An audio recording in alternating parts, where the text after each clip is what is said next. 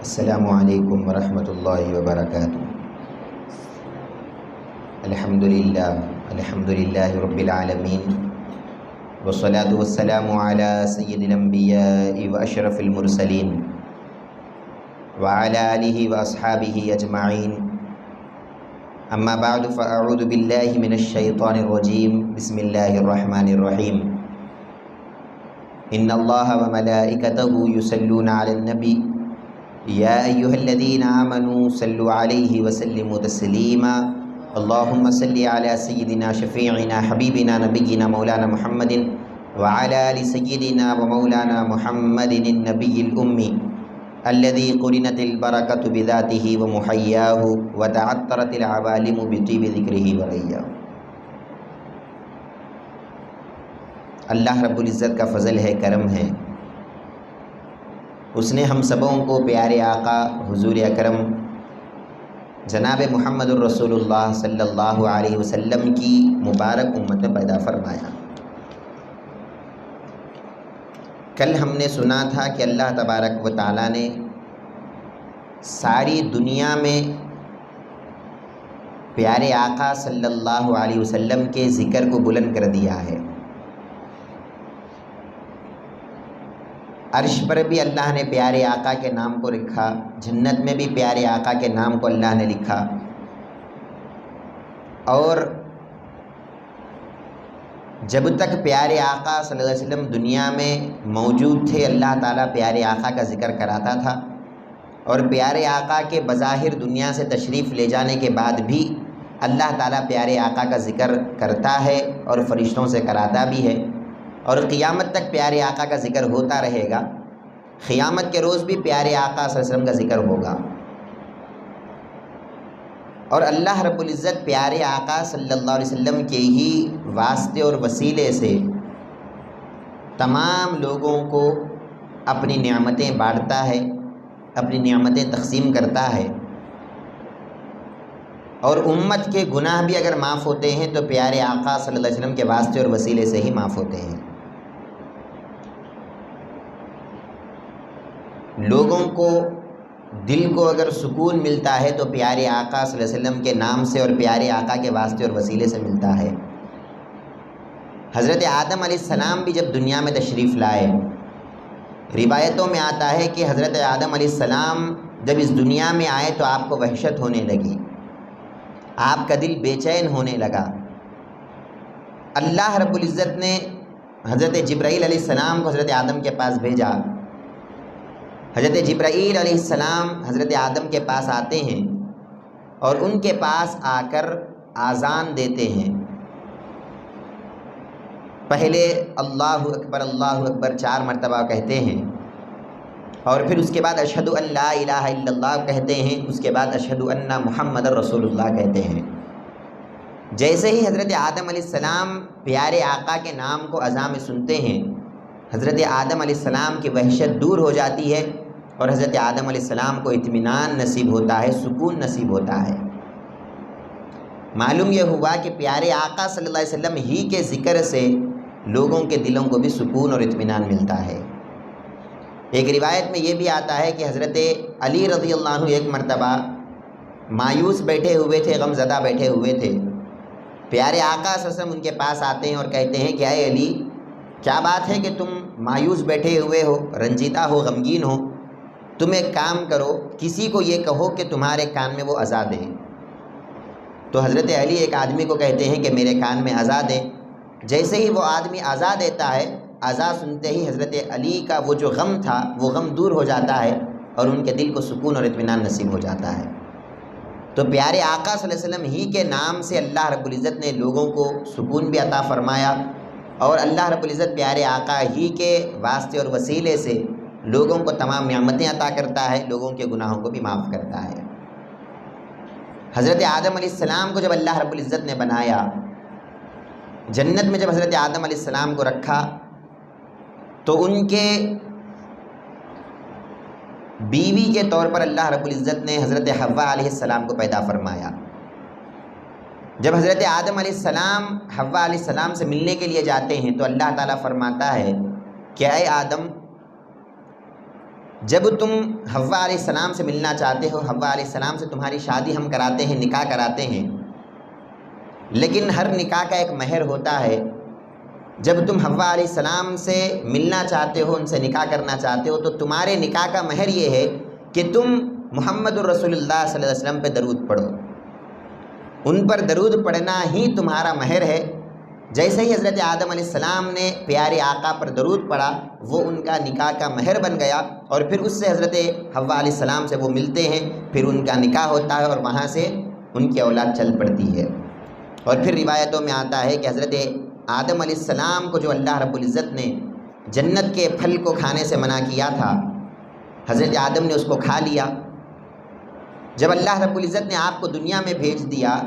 تو ایک دن آپ نے اللہ سے دعا کیا اور کہا کہ یا ربی اسألک بحق محمد لما غفرت لی۔ آپ نے دعا کیا اور کہا کہ اے اللہ، میں تجھ سے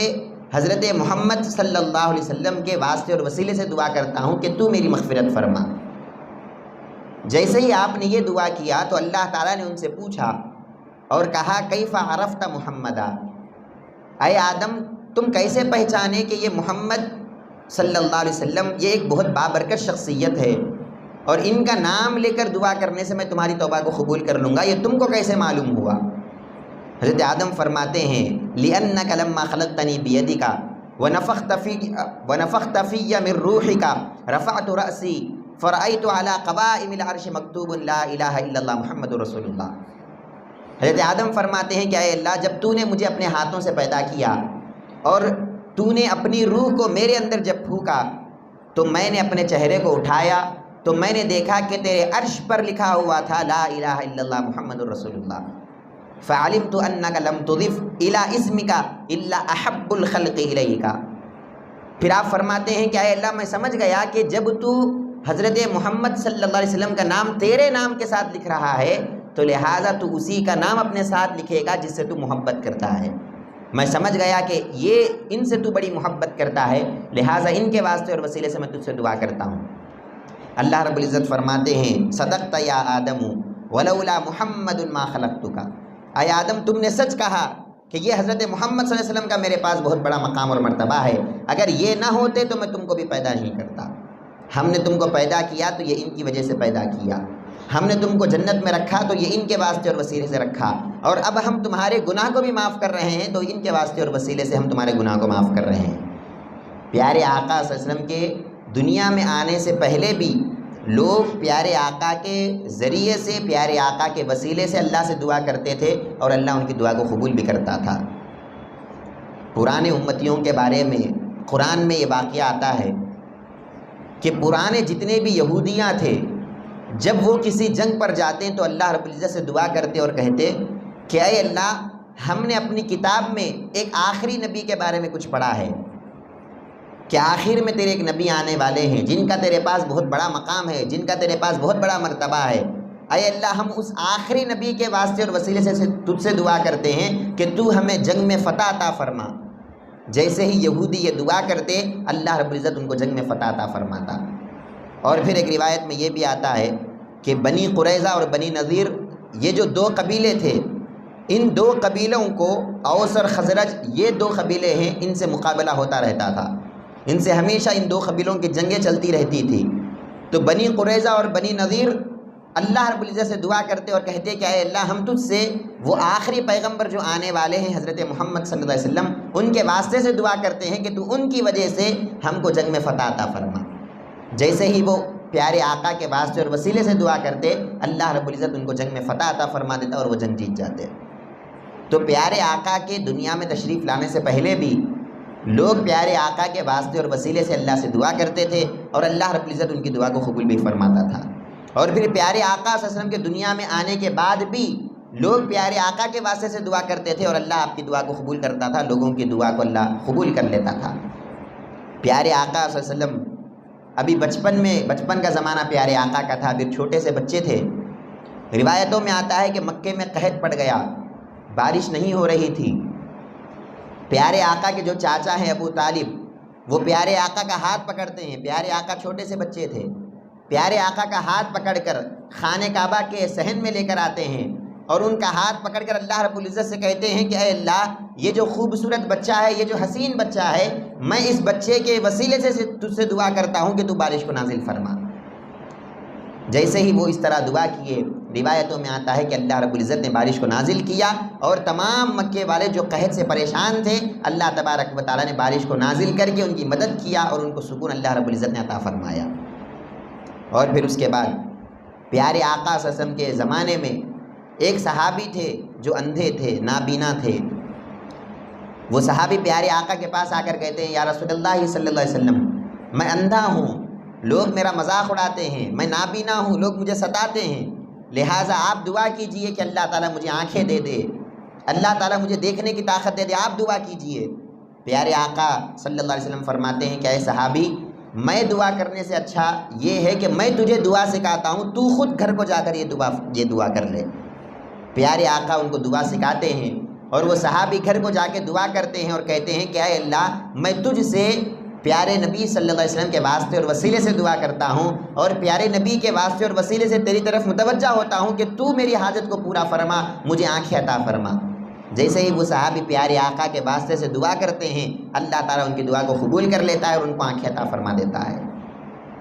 تو یہ پیارے آقا کے زمانے سے پہلے بھی لوگ پیارے آقا کے وسیلے سے دعا کرتے تھے، پیارے آقا کے زمانے میں بھی لوگ پیارے آقا صلی اللہ علیہ وسلم کے واسطے اور وسیلے سے اللہ رب العزت سے دعائیں کرتے تھے، اور اللہ تعالیٰ ان کی دعا کو قبول بھی کرتا تھا۔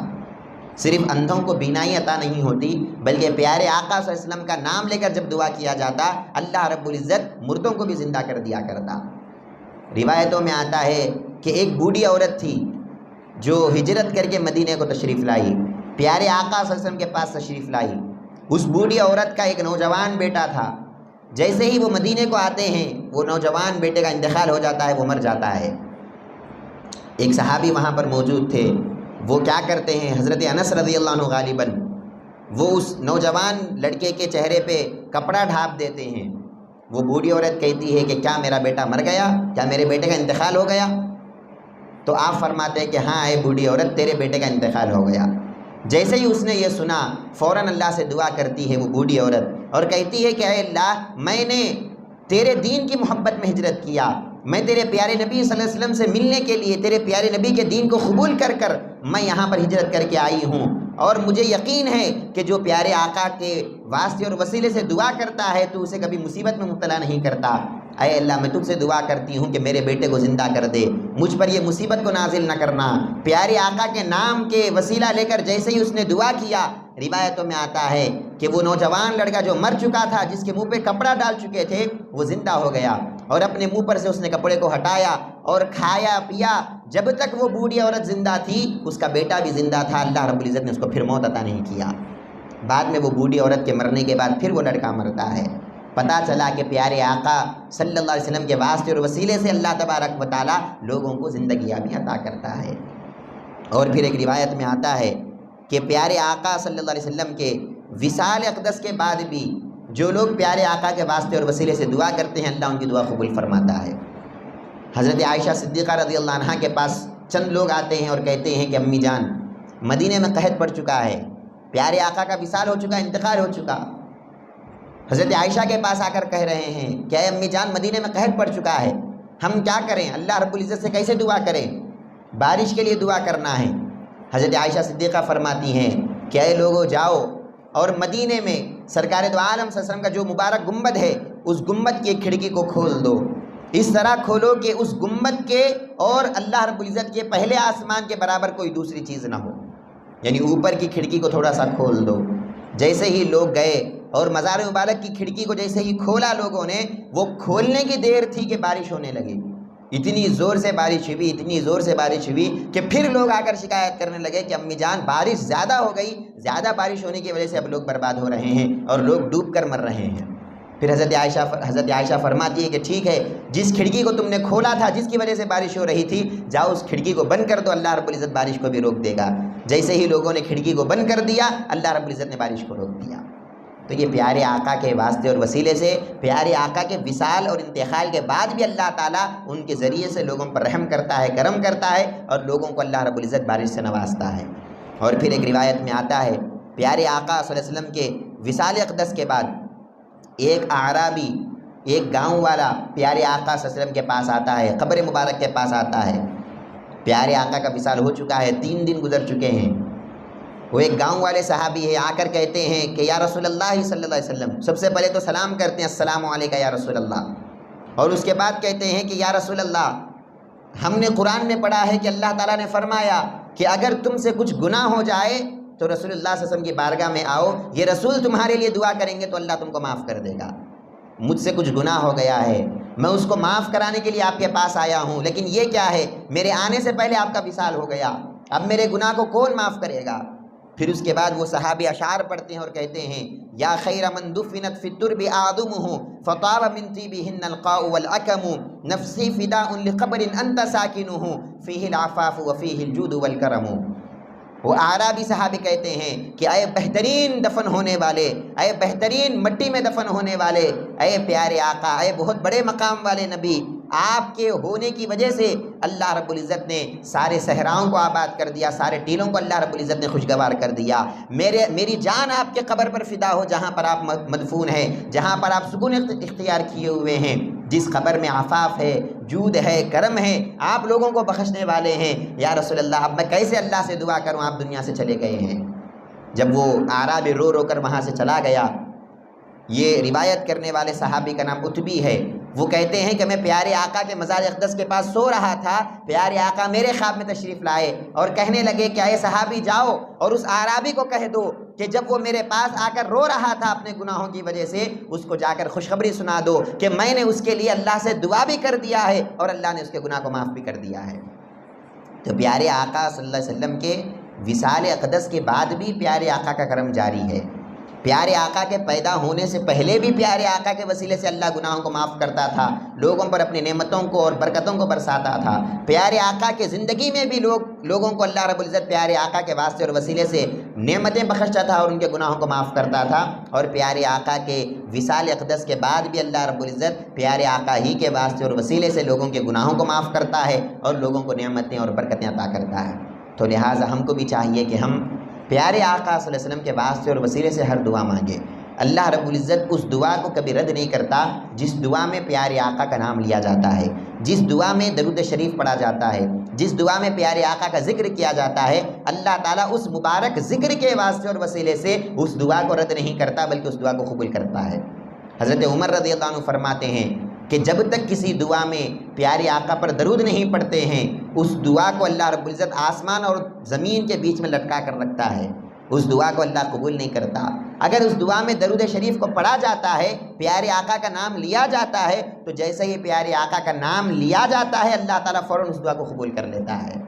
تو محترم حاضرین، ہم کو بھی چاہیے کہ ہم ہر معاملے میں پیارے آقا صلی اللہ علیہ وسلم کے واسطے اور وسیلے سے دعا کریں۔ یہ صرف ہمارا طریقہ نہیں ہے بلکہ یہ پرانے انبیاء کا طریقہ ہے، یہ پرانے اولیاء کا طریقہ ہے، یہ پرانے امتیوں کا طریقہ ہے، یہ صحابہ اکرام کا طریقہ ہے، یہ تابعین کا طریقہ ہے، یہ بڑے بڑے اللہ والوں کا طریقہ ہے، یہ بڑے بڑے قطب کا طریقہ ہے، یہ بڑے بڑے اللہ والوں کا اور بڑے بڑے نیک لوگوں کا طریقہ ہے۔ تو لہٰذا ہم کو بھی چاہیے کہ ہم پیارے آقا صلی اللہ علیہ وسلم کے واسطے اور وسیلے سے اللہ سے دعا کریں۔ جب ان کے وسیلے سے دعا کریں گے، اللہ تبارک و تعالیٰ ضرور ہماری مرادوں کو پوری کرے گا اور اللہ تعالیٰ ضرور ہمارے دعا کو قبول کرے گا۔ اللہ تعالیٰ سے دعا کرتا ہوں میں جو بھی ہم بولتے ہیں سنتے ہیں، اللہ رب العزت عمل کرنے کی توفیق عطا فرمائے، اور اللہ تبارک و تعالیٰ ہم سب کو پیارے آقا صلی اللہ علیہ وسلم کے مقام اور مرتبے کو سمجھنے کی اللہ رب العزت توفیق عطا فرمائے، پیارے آقا کا عرفان عطا فرمائے، اور پیارے آقا صلی اللہ علیہ وسلم کے واسطے اور وسیلے سے اللہ رب العزت ہم سب کے تمام گناہوں کو معاف فرمائے، اور پیارے آقا کے واسطے اور وسیلے سے اللہ رب العزت ہمارے تمام پریشانیوں کو، مصیبتوں کو، آفتوں کو دور فرمائے،